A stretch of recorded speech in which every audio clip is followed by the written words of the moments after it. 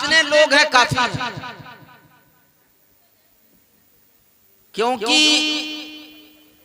हौसले वाले लोग रहे और ईमान की हरारत अगर उनके अंदर हो तो 72 भी 22,000 में भारी पड़ जाते हैं। और यही हिंदुस्तान है, अंग्रेजों की हुकूमत है, गुलामी के जंजीर में हमारा वतन जकड़ा हुआ था। हर आदमी परेशान है कि कैसे आजादी मिलेगी मुल्के अजीज को। तो उस वक्त के जो मुजाहिदीन थे वो अपने रहे या अगयार रहे,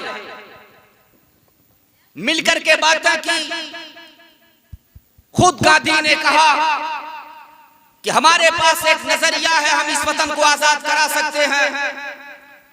एक शेर लिखा था मोहम्मद अली जौहर ने कि दौरे हयात आएगा कातिल कज़ा के बाद, है इब्तिदा हमारी तेरे इंतहा के बाद। कत्ले हुसैन असल में मर गए यजीद है, इस्लाम जिंदा होता है हर करबला के बाद। और इस शेर को हिंदुस्तान के कोने कोने में फैला दिया गया और उसी करबला से नजरिया लिया गया। जब 72 होकर के 22,000 को शिकस्त दे सकते हैं तो लाखों होकर के अंग्रेजों को भगाया जा सकता है। सुभान अल्लाह, सुभान अल्लाह, वाह वाह वाह। आज के दौर में जिन लोगों ने मुल्क हिंद के लिए कुर्बानियां दी और जान दिया, उन्हें जंग का मैदान याद रखता है। और जो इस्लाम के लिए सर कटाए उसके नाम को कुरान जिंदा रखता है और कहता है वला तक़ूलू लिमन युक़्तलू फी सबीलिल्लाहि अमवात बल अहयाउ वलाकिन ला तशऊरून। सुभान अल्लाह, सुभान अल्लाह, वाह वाह, जिंदाबाद। लेकिन दोस्तों, इमाम हुसैन 50 साल की उम्र के बाद करबला पर शहीद किए गए। तो 50 साल से पहले भी तो उनकी जिंदगी रही होगी, 50 साल से पहले उनकी जिंदगी रही होगी।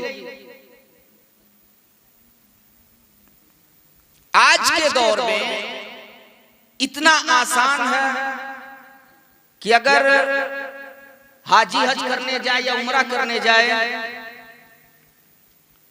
किबला की तरफ आदमी पैर नहीं फैलाता क्योंकि अदब के खिलाफ है ना। तो हमारे कलेजे नहीं कांपते हैं जब आदमी उम्रा करने और हज करने जाता है, मुंह इधर है और काबा शरीफ पीछे है। कैसे आपकी तबीयत करती है सेल्फी लेने के लिए काबा को पीठ पीछे करके, गुंबद खजरा पीछे है और आप यूं खड़े होकर सेल्फी ले रहे हैं गुंबद खजरा को पीठ पीछे करके। जिस रब रसूल के लिए आप गए थे ना, अल्लाह रसूल को पता है कि आप कहां आए हैं, क्यों आए हैं। किसको बताने लगे थे, किसको भूलने लगा था।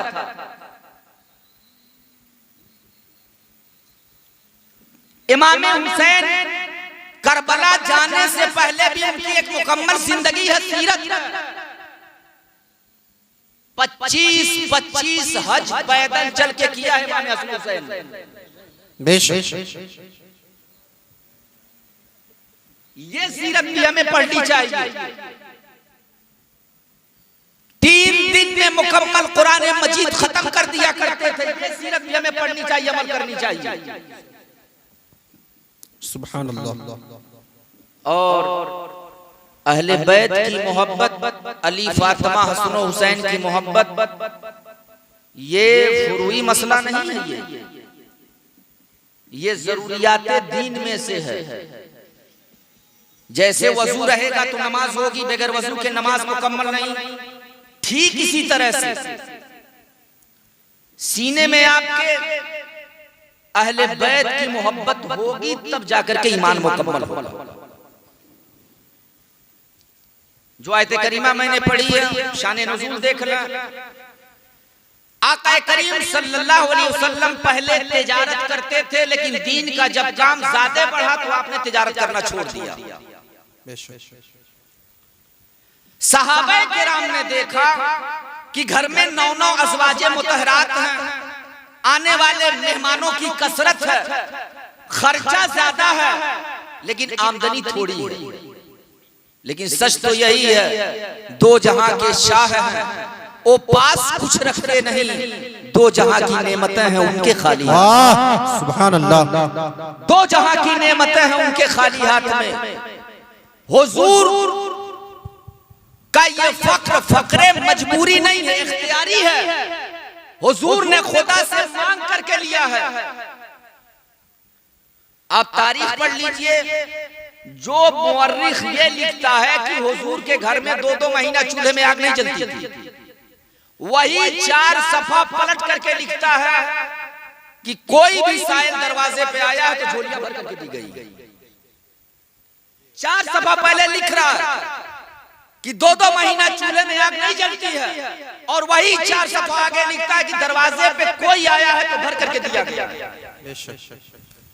रब फरमाता मेरे महबूब अगर आप कहें तो ये पहाड़ सोने और चांदी के बन करके आपके दाएं बाएं चले, लेकिन हुजूर ने अमीरों वाली जिंदगी बसर नहीं की। तो ये हुजूर का फक मजबूरी नहीं है, ये इख्तियारी है। अब सुना, सहाबे किराम ने देखा खर्च ज्यादा है तो आपस में मीटिंग किया कि ताइफ के बाजार में पत्थर खाना, रात भर दुआ करना, हम गुनहगारों के लिए आंसू बहाना, अगर वो नबी ना आते हमें खुदा का भी पता ना मिलता, और बदले में हम कुछ नहीं करते हैं। तो सहाबा किराम ने थोड़ा थोड़ा करके पैसा इकट्ठा किया कि हम हुजूर के बारगाह में ये पेश करेंगे, और वो ला करके दिया आपके चचा हजरत अब्बास रज़ियल्लाहु ताला अन्हु कि आपकी क़ियादत में हम ये नजराना हुजूर को देना चाहते हैं। हजरत अब्बास वो पैसा लेकर के गए, कहा या रसूल अल्लाह, ये बात अगर आप समझ गए तो आगे की तकरीर आपकी समझ में आ जाएगी। कहा या रसूल अल्लाह, ये ना मस्जिद नबवी के लिए है, ना तो जंग के लिए है, ना असहाबे सुफ़ा के लिए है, ये आपके जात के लिए, आपके पर्सनल जात के खर्च के लिए है। अभी ये पैसा दे रहे थे कि बारगाह मुस्तफा में जिब्रील अमीन सूरह शोरा की आयत नंबर 23 लेकर के हाजिर हुए। रब फरमा रहा है महबूब, ये जो नजराना लेकर के आए इनसे कहिए कुल्ला असलकुम अलैहि अजरन इल्ला मवद्दता फिल कुर्बा, मैंने जो दिक्कतें झेली है तुम्हारे लिए उसके बदले मुझे कुछ नहीं चाहिए। मैं तबलीगे दीन पे कोई बदला नहीं मांगता, अगर कुछ कर सकते हो तो मेरे करीबियों से प्यार करते रहना, मेरे करीबियों से प्यार करते रहना। अब पता चला कि ये इमाम हसन हुसैन की मोहब्बत ये ईमान का हिस्सा है, ये ईमान का हिस्सा है। आप बुखारी खोल करके पढ़ लें, एक सफा नहीं, 2 सफा नहीं, मुकम्मल बाब है अल-हुब्बु लिल्लाह वल बुग़्ज़ु लिल्लाह, मोहब्बत अल्लाह के लिए और दुश्मनी अल्लाह के लिए। मोहब्बत भी किसी से करना तो अल्लाह के लिए, और किसी से बुग़्ज़ रखना है तो अल्लाह के लिए। आज मुसलमान कहता है मौलाना साहब टोपी तो उनके पास भी है, दाढ़ी तो उनके पास भी है, अमामा तो उनके पास भी है, वही कुरान वो भी पढ़ते हैं, वही अज़ान वो भी देते हैं, तो क्यों उनके पीछे नमाज पढ़ने से, क्यों रिश्तेदारी करने से आप मना करते हैं? एक छोटा सा सवाल है मेरा, शायद कि आप उसका जवाब दे देंगे। आम आदमी यही कहता है कि मौलाना लोग उनके पास भी वही दाढ़ी, वही टोपी, वही कुरान वो पढ़ते हैं, क्यों उनके पीछे नमाज पढ़ने से, क्यों उनसे रिश्तेदारी करने से मना करते हैं? एक बात बताइए, करबला में होते तो किसके पीछे नमाज पढ़ते? करबला में हम और आप पढ़ते तो किसके पीछे नमाज पढ़ते?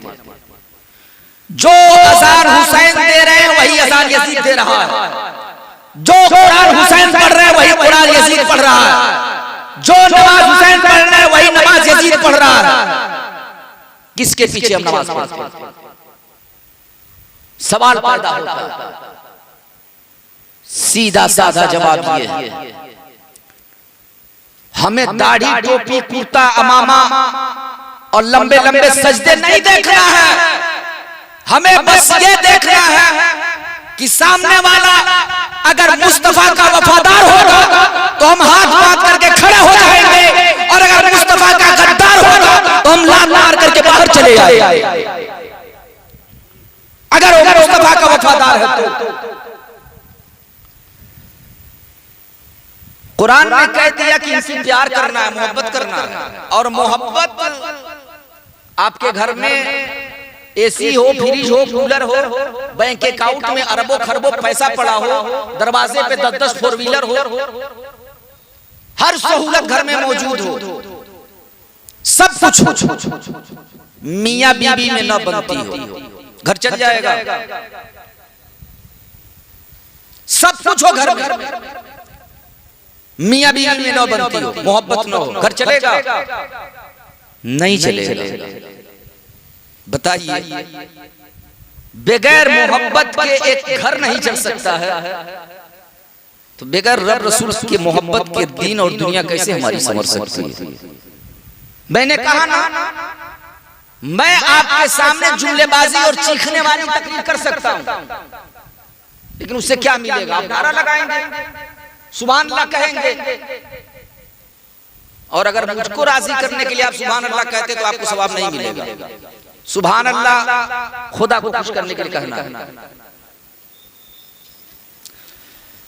अब हमने कितना इस पे अमल करके दिखाया है। अब ये कुरान कह रहा है कि अहले बैत से मोहब्बत करना है, लेकिन ये नहीं है कि एक मुहर्रम से लेकर के 10वीं मुहर्रम तक खास कर दिए और मुहर्रम बाद भूल गए।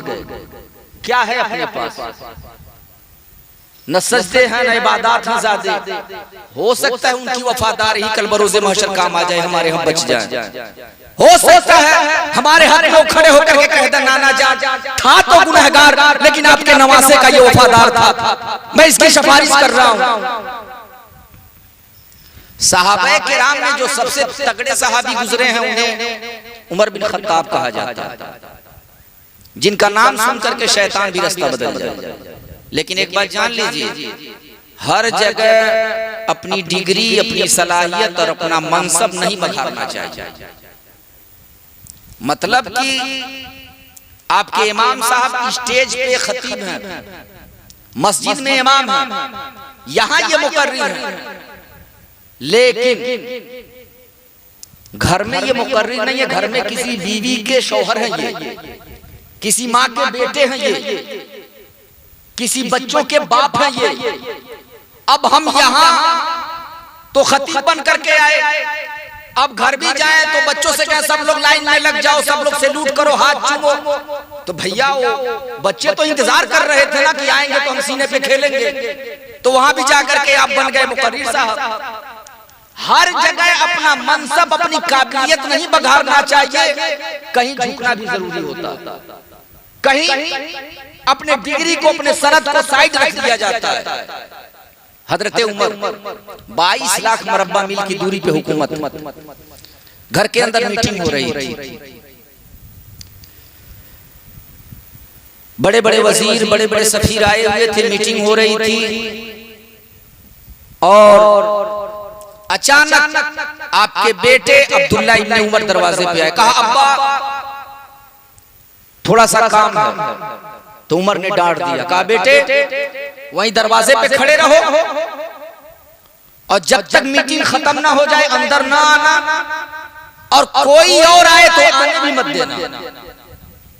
अब्दुल्ला इब्न उमर गेट पे खड़े हो गए, अंदर उमर मीटिंग कर रहे हैं। इतने में इमाम हसन आ गए, तेरी नस्ले पाक में है बच्चा बच्चा नूर का, तू है ऐने नूर, तेरा सब घराना नूर। सुभान अल्लाह, सुभान अल्लाह। मेरे बेटे ने, छोटा है, कल कह रहा था अबू 10वीं को कहाँ बड़ा ताजिया बना है, कहाँ मेला चला जाएगा। हमने कहा बेटे कौन सा मुंह लेकर के हम मेला जाएंगे? 10 मुहर्रम को खानदाने नबी को करबला में शहीद किया गया, और हम उस तारीख में जाकर के ताजिया और मेला देखें, और फिर ये उम्मीद रखा कि हुसैन हमारी सिफारिश कर देंगे अपने नाना जान से। अपनी बीवी को बैठा के अपने ही बाइक पे हम बेपर्दगी करने ले जाकर के उस तारीख में जहां सैयदा ज़ैनब का खेमा जला दिया गया, इमाम ज़ैनुल आबिदीन के हाथों में बेड़ियां डाल दी गई है, क्या हमारे माँ बाप का सालाना फातिहा होता तो हम ऐसा कर पाते? नहीं करते। हमने कहा बेटे हम नहीं जा सकते उस टाइम। 10वीं मुहर्रम तो वो तारीख है कि अगर उस दिन हम सच्चे दिल से इमाम आली मकाम के लिए कुरान खानी फातिहा खानी करके उनके नाम से इसाल करें तो करबला वालों का फैजान हमारे सर पे और हमारे घर पे बरसेगा। लेकिन हमने खुद को लावारिस बना लिया। उमर अंदर मीटिंग कर रहे हैं, अब्दुल्ला इब्न उमर उनके बेटे गेट पे खड़े हैं। अचानक इमाम हसन आए, कहा अब्दुल्ला आपके वालिद कहाँ हैं? कहा अंदर वो मीटिंग कर रहे हैं। उन्होंने मना किया है कि अंदर नहीं जाना है, लेकिन देखिए हजरत अब्दुल्ला ने कहा इमाम हसन आप जाना चाहें तो जा सकते, मैं नहीं रोकूंगा। आप जाना चाहें तो आप जाइए, मैं नहीं रोकूंगा। तो इमाम हसन ने कहा कोई जरूरी नहीं है, अभी मस्जिद नबवी में अजान होगी जोहर की और थोड़ा सा काम है, मैं जाकर के मिल लूंगा। इमाम हसन घर चले गए, मीटिंग खत्म हो गई। हजरत उमर बाहर आए, अपने बेटे से कहा बेटे हाँ बताओ क्या खैरियत है? काबा मेरी तो खैरियत है। इमाम हसन आए थे, इमाम हसन आए थे तो हजरत उमर ने कहा बेटे तुमने रोका तो नहीं? कहा नहीं अब्बा, मैंने कहा था आप अंदर चले जाइए, लेकिन वो चले गए घर। कहाँ वजीर, कहाँ सफीर, कहाँ मीटिंग, कहाँ कुर्सी, सब छोड़ा उमर ने। भाग करके इमाम हसन के घर गए, दरवाजे पे दस्तक दिया, कहा शहजादे आए थे तो मिले बगैर क्यों चले आए? इमाम हसन बाहर निकले, कहा अमीरुल मोमिनीन आप क्यों तकलीफ उठाए हैं? थोड़ा सा काम था, अभी मैं जोहर में मिल लेता, और वैसे भी आपका अपना बेटा भी तो दरवाजे पे खड़ा था, अपना बेटा भी तो दरवाजे पे खड़ा था। तो हजरत उमर की आंखों में आंसू आ गए। कहा शहजादे मेरे बेटे का और आपका क्या मुकाबला हो सकता है? क्या मेरे बेटे के बाप का नाम अली मुर्तजा है? क्या मेरे बेटे के माँ का नाम फातिमा ज़हरा है? क्या मेरे बेटे के नानी का नाम खदीजतुल कुबरा है? क्या मेरे बेटे के नाने का नाम मोहम्मद मुस्तफा है? जो से जज्बात में पगड़ी उतार दिया उमर ने, इमाम हसन के कदमों में डाल दिया। कहा शहजादे ना, हम आपके दर के नौकर और गुलाम हैं। मैं मक्का के सहराओं में ऊंट चराता था, 10 ऊंट नहीं संभाले जाते थे। आज 22 लाख मरब्बा मील की दूरी पे जो मैं हुकूमत करता हूँ ना, ये आपके नाना मोहम्मद मुस्तफा का सदका है। हम आपके दर के नौकर हैं, खादिम हैं। मोहब्बत का कोई रंग होता है, बस 10 दिन मुहर्रम में कूद लिए, हो गया मामला खत्म। उस दिन शॉपिंग करने हम चल दिए। आप कहते हैं पर्दा सलामत नहीं रहता है, अगर जंगे उहद में फातिमा का पर्दा सलामत रह सकता है, हमारी बहू बेटी का पर्दा क्यों नहीं सलामत रह सकता है? करबला के मैदान में सैयदा ज़ैनब का पर्दा सलामत रह सकता है। रास्ते में जब इमाम हुसैन का सर जा रहा था, तो एक ताबई या सहाबी ने कहा था सैयदा ज़ैनब से मेरे लायक कोई खिदमत हो तो बताएं। तो आपने कहा था ये सर करीब है मेरे भाई का, जरा इसे आगे करा दीजिए, सर के वजह से मेरे ऊपर लोगों की नजर पड़ रही है। क्या सीखा हमने करबला से? बस कहानी समझ लिया, एक कहानी है, बस गढ़ दिए, सुन लिए, बात खत्म हो गई। हर एक शख्स को जवाब देना पड़ेगा। एक सवाल और है आपसे, इमाम हुसैन क्यों निकले थे करबला? क्यों गए करबला?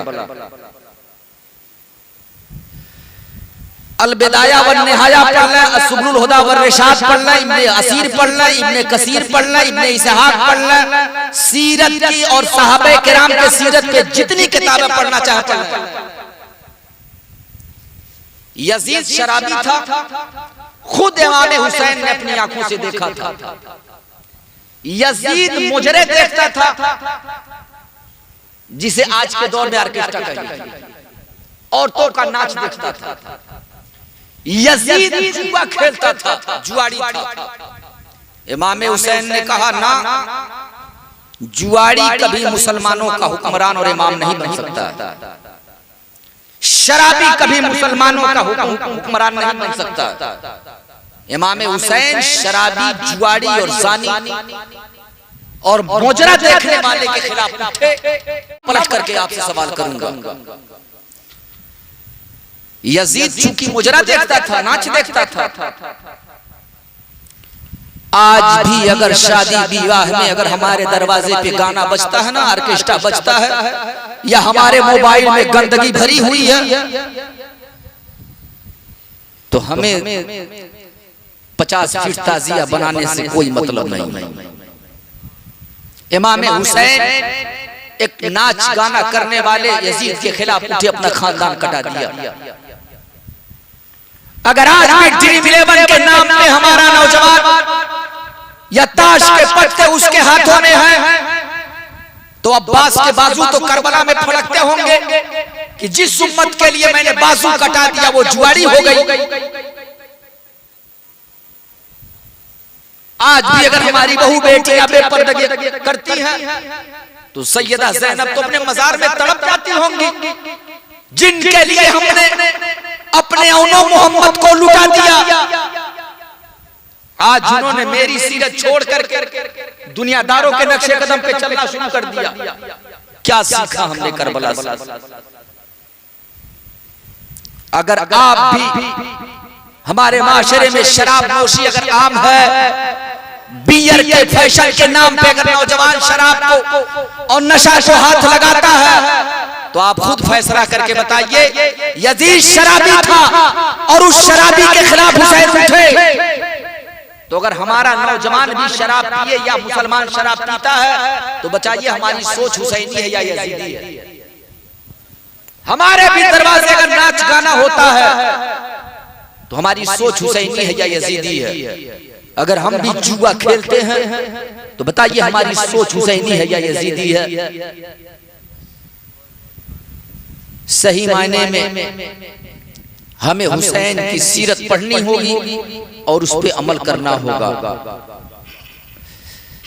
कुरान ने जो ऐलान किया कि मैं तुमसे तबलीग दीन पे कुछ नहीं मांगता, असल बात है जो चीज मुफ्त मिल जाती है आदमी उसकी इज्जत नहीं करता, आदमी उसकी इज्जत नहीं करता। इस्लाम हमें मुफ्त में मिल गया, कुरान भी मुफ्त में, नमाज भी मुफ्त में, इस्लाम अरकान इस्लाम मुफ्त में मिल गई। इसकी अहमियत, कदर, कीमत क्या है ना, जाकर के बिलाल हबशी से पूछिए दीन कितना कीमती है, वो बताएंगे। जाइए पूछिए अम्मार इब्ने यासिर से, वो बताएंगे ये दीन कितना कीमती है।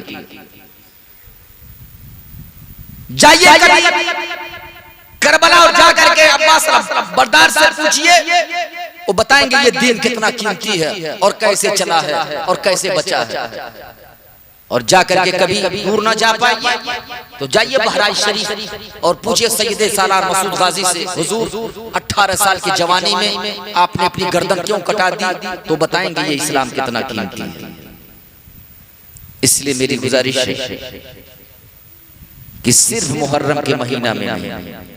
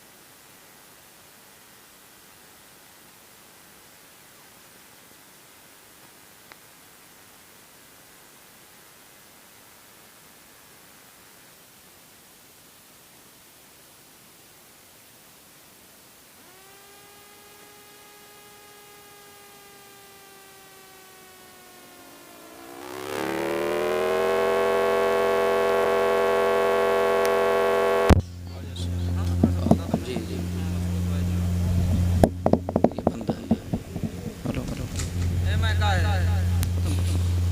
Hello hello hello hello hello hello hello hello बड़े दुर्द पाक प्रभु सल्लल्लाहु अलैहि वसल्लम